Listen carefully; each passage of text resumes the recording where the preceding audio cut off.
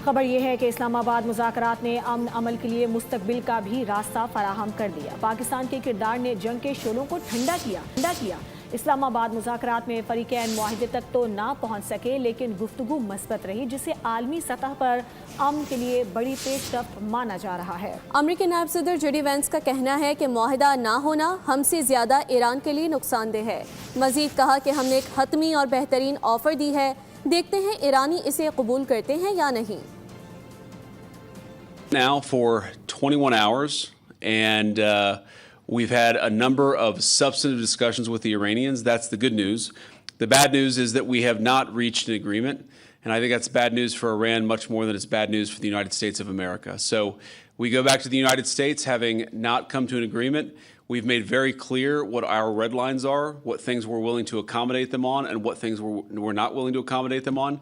And we've made that as clear as we possibly could, and they have chosen not to accept our terms. Subscribe करें और bell दबाएं ताकि कोई खबर रह न जाए।